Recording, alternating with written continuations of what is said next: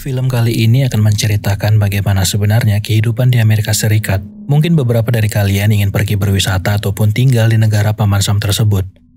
Namun kenyataannya adalah sumber dari FBI berkata kalau ada sekitar 1,4 juta kasus kejahatan terjadi di Amerika setiap tahunnya. Setelah menonton film kali ini, apakah kalian masih berniat untuk pergi ke sana?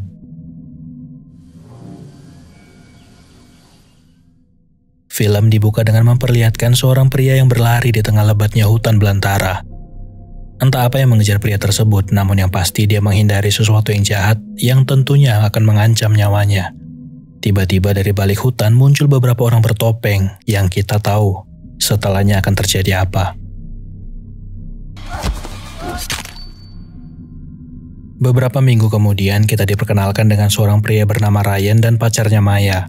Mereka ini melakukan perjalanan jauh menuju kota Portland sekaligus merayakan hari jadi mereka yang ke-5 tahun.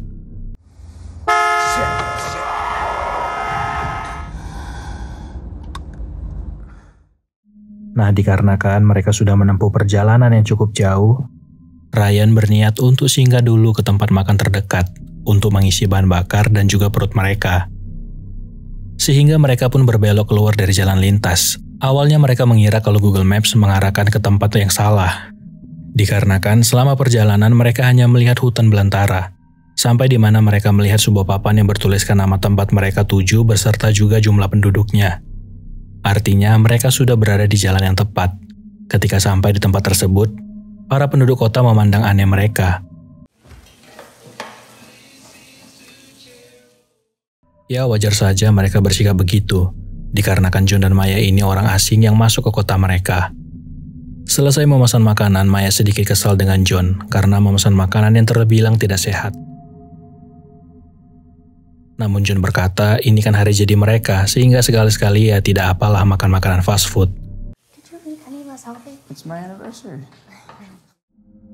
Dari kejauhan ada pasangan lain yang merespon percakapan mereka dan bertanya, kenapa John tidak melamar Maya padahal usia hubungan mereka sudah cukup lama yang membuat suasana menjadi canggung. Ketika Maya membayarkan makanan, pandangannya teralihkan dengan selembaran pengumuman berisikan informasi tentang orang hilang. Jika kalian ingat pria di awal film, pria itulah yang hilang di kota ini. Seorang pelayan bernama Shelly berkata kalau pria tersebut hilang tanpa jejak setelah makan dari tempat ini. Di saat mereka akan melanjutkan perjalanan kembali, anehnya mobil yang mereka kendarai tidak menyala. Padahal sebelum sampai di tempat ini, mobil mereka dalam keadaan baik-baik saja. Tiba-tiba seorang pria bernama Rudy muncul yang juga menjadi pemilik bengkel di kota ini. Dia berkata kalau alternator atau kelistrikan mobil ini rusak. Rudy berkata kalau mereka harus menginap dulu di sini. Memang dia bisa memperbaiki mobil tersebut, tapi baru bisa besok pagi. Karena di bengkel miliknya ini tidak ada alternator yang dimaksudkan, sehingga anak buahnya harus mengambil tapi dari dealer yang lain. John merasa kalau ini semua bukan suatu kebetulan. Pasti ada yang mensabotase mobil mereka. Dia beranggapan kalau ini adalah ulah Rudy yang sengaja merusakkan mobil mereka, supaya bengkel miliknya ini mendapatkan keuntungan dari hal tersebut. Sehingga terjadilah perdebatan antara dia dengan Maya. Maya merasa kalau hal ini bisa terjadi dikarenakan mereka tadi hampir kecelakaan.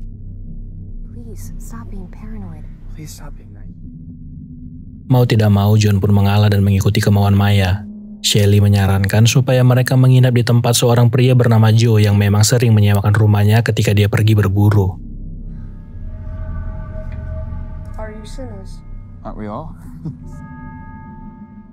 Dengan senang hati, Shelly pun mengantarkan mereka menuju penginapan tersebut. Maya terlihat senang ketika melihat rumah atau bisa kita bilang kabin yang berada di tengah hutan dan jauh dari keramaian, terutama suara berisik dari kendaraan. Ya cukup menambah kesan romantis dalam merayakan hari jadi mereka.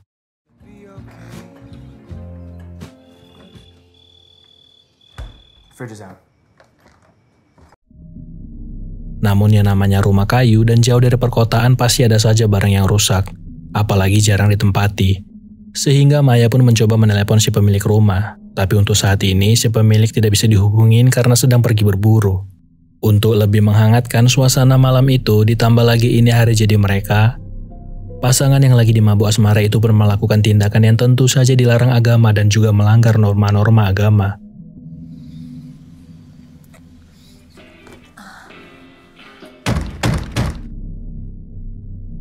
Tiba-tiba saja, di tengah kegiatan mereka pintu rumah tersebut digedor. Ketika dibuka, seorang wanita misterius berdiri di depan pintu rumah mereka dan bertanya apakah Tamara ada di rumah itu. Is Tamara here?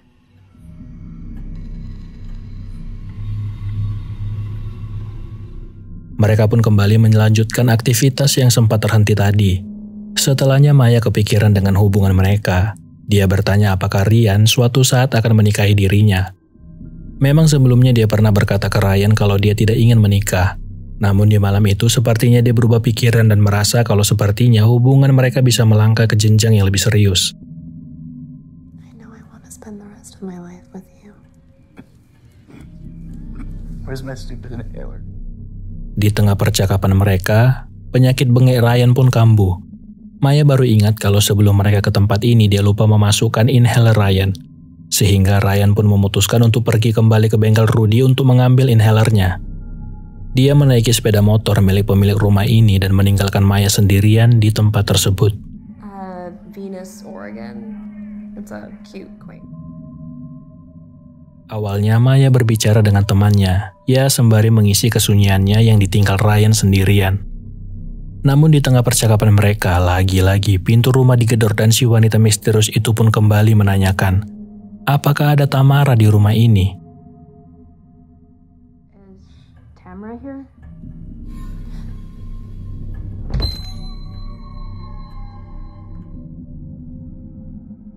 Hal itu membuat Maya parno, sehingga dia menelpon Ryan untuk segera cepat kembali karena wanita aneh itu kembali menggedor pintu. Get here soon. Untuk mengatasi rasa takutnya, dia pun memilih merilekskan tubuhnya dan pikirannya menggunakan tanaman Tuhan. Sementara itu, Ryan sampai di bengkel milik Rudy untuk mengambil obat bengeknya. Namun hampir saja tindakannya membuat kepalanya cedera karena Rudy mengira dia ini maling yang mau mencuri dari bengkelnya.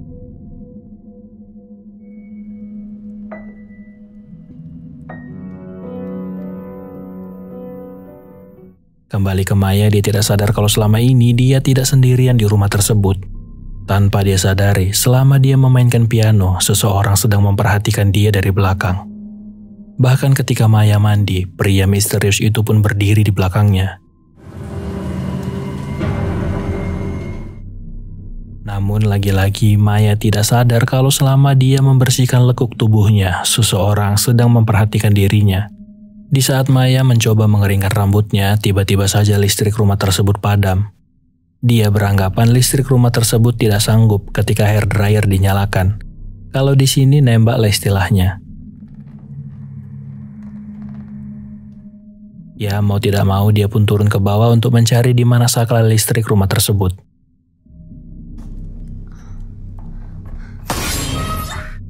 Tiba-tiba saja dari balik gelapnya rumah tersebut muncul sosok yang mengejutkan dirinya. Maya yang terkejut dan ketakutan pun memilih untuk sembunyi dari entah apa yang berdiri di hadapannya tadi. Dari balik pintu tempat dia bersembunyi, dia mendengar langkah kaki yang semakin mendekat. Ternyata Ryan sudah kembali. Dia pun bertanya ada apa dengan Maya, kenapa dia terlihat seperti orang yang ketakutan. Maya menjelaskan kalau tadi dia melihat ada orang lain di rumah ini. Mereka pun menuju ke bawah untuk sama-sama melihat apakah memang benar ada orang lain yang menyusup masuk ke rumah ini. Ketika listrik kembali dinyalakan, Ryan menyadari kalau sepertinya Maya berhalusinasi. Ditambah lagi dia menyium aroma rumput hijau Tuhan dari mulut Maya. Sehingga Maya mengira kalau lukisan yang tergantung di dinding rumah tersebut adalah orang yang menyusup masuk. Di saat Ryan mencoba untuk menenangkan Maya, kembali lagi pintu rumah tersebut digedor. Ryan yang sudah mulai kesal pun mencoba untuk mengkonfrontasi orang misterius itu. Tapi ketika didekati, orang aneh itu malah berlari menjauh sambil mengejek Ryan. Merasa kalau gangguan sudah terselesaikan, mereka memutuskan kembali ke kabin untuk makan malam. I'm starving. Wanna get something to eat? Di saat menyantap makan malam itu, tiba-tiba saja dari atas atap pelan-pelan menetes cairan merah dan ketika mencari tahu dari mana sumber cairan tersebut, barulah Ryan percaya kalau benarlah ada orang lain yang sudah menyusup masuk ke kabin ini. Dengan panik mereka pun mulai menutup seluruh pintu rumah itu. Namun tindakan tersebut tidak menghentikan para penyusup yang mulai menerobos masuk pintu rumah. Mereka pun berlari ke lantai atas untuk bersembunyi dari para psikopat ini. Entah apa maksud dan tujuan para psikopat ini, mereka tidak langsung menyerang Ryan dan Maya. Mereka terlihat ingin bermain-main dengan psikis dan mental pasangan tersebut. Merasa kalau situasi mulai aman, Ryan pun mengajak Maya keluar dari kamar untuk melihat apakah para psikopat ini sudah pergi. Melihat kondisi rumah yang sudah kosong, mereka berlari keluar untuk segera meninggalkan tempat ini menggunakan sepeda motor yang digunakan Ryan sebelumnya. Namun ternyata si psikopat sudah sengaja menyiapkan kejutan buat mereka. Pupuslah harapan mereka untuk segera pergi meninggalkan tempat ini. Mereka memilih kembali masuk ke rumah tersebut karena cuma tempat ini yang bisa dibilang tempat aman untuk bersembunyi.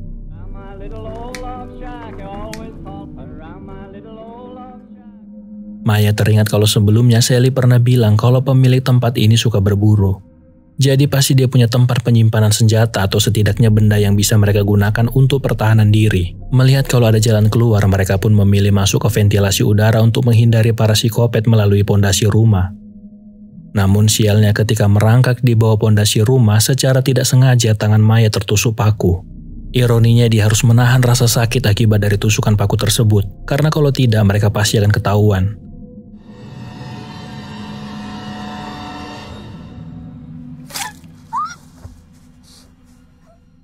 Mereka pun berhasil keluar dari rumah tersebut, kemudian masuk ke dalam gudang tempat penyimpanan dengan harapan menemukan persenjataan di sana.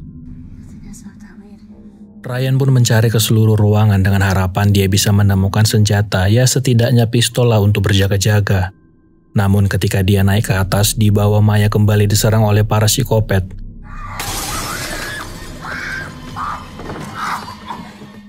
Untungnya pencarian Ryan berbuahkan hasil, dia mendapatkan shotgun untuk melindungi mereka. Dikarenakan dia sudah ada persenjataan, Ryan pun memberanikan diri untuk mengkonfrontasi para psikopat ini. Namun yang terjadi adalah ketika dia mendengar langkah kaki di teras rumah. Ryan tidak sengaja menembakkan shotgunnya ke pemilik rumah ini yaitu Joe yang baru pulang dari perburuannya. Ryan merasa menyesal karena salah sasaran. Dia malah menghilangkan nyawa orang yang mungkin bisa jadi penyelamat mereka. Maya pun berusaha menenangkan Ryan dan berkata kalau ini bukan salahnya.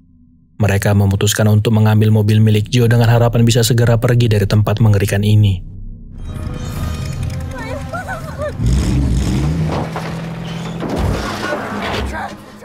Tapi para psikopat gila ini tidak membiarkan mereka pergi begitu saja. Dengan sengaja psikopat menabrakkan mobil mereka dan merapatkan mobil tersebut ke pohon supaya mereka tidak bisa keluar dari mobil tersebut.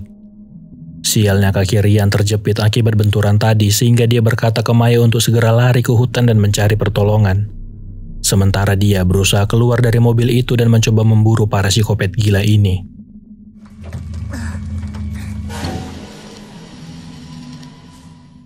Ketika berada di hutan, Maya bersembunyi di balik tumpukan dedaunan kering dengan maksud menghindari psikopat yang mengejarnya ke dalam hutan. Dari balik dedaunan kering itu, Maya mencoba menghubungi pihak kepolisian untuk meminta bantuan dan memberitahukan lokasi mereka. Namun yang tidak dia tahu, dari balik dedaunan kering tempat dia bersembunyi itu ada jasad yang sudah mengering. Mungkin saja jasad tersebut juga korban para psikopat ini. Setelah berhasil menghubungi polisi dan memberitahukan lokasi mereka, Maya memutuskan keluar dari tempat persembunyiannya. Namun ternyata selama ini dia sudah ditunggu oleh psikopat bertopeng yang langsung menyerang dia dari belakang.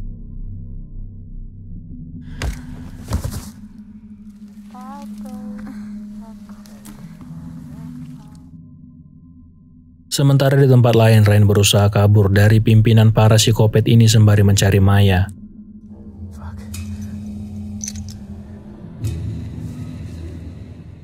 Untungnya di tengah perjalanan dia bertemu dengan salah satu psikopat. Kemudian menodongkan shotgun ke kepala psikopat itu sambil bertanya di mana mereka menyembunyikan pacarnya Maya.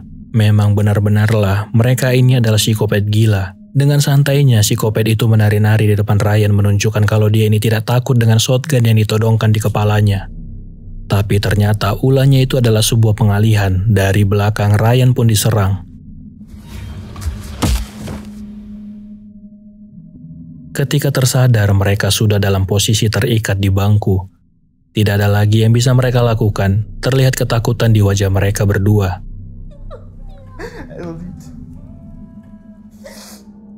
Mereka sadar kalau ini adalah akhir dari hidup mereka. Benar saja, tanpa basa-basi salah satu psikopat pun menusukkan pisaunya ke tubuh Ryan. Setelah itu si pemimpin psikopat ini pun menjadi eksekutor. Dia menghujam tubuh Maya dengan pisau tajam miliknya. Tanpa belas kasihan, para psikopat ini membiarkan Ryan dan Maya kehilangan banyak cairan merah. Mereka sengaja melakukan itu supaya proses kematian mereka berjalan secara pelan dan menyakitkan. Polisi pun datang ke tempat tersebut, namun semuanya sudah terlambat. Para psikopat sudah berhasil kabur. Untungnya Maya berhasil selamat dari tragedi mengerikan malam itu. Film ini masih bersambung, teman-teman. Namun yang menjadi pertanyaan adalah, apa sebenarnya motif para pelaku melakukan itu ke Ryan dan Maya? Kemudian apakah orang-orang yang berada di kota terlibat dalam kasus ini? Karena dari awal Ryan dan Maya masuk ke kota tersebut, pandangan para penduduk kota sudah berbeda. Ditambah dengan kerusakan mobil Ryan yang terjadi seolah-olah seperti sudah direncanakan. Jawaban dari pertanyaan ini mungkin akan terjawab di film selanjutnya yang akan rilis tahun 2025. So, sampai ketemu di film selanjutnya.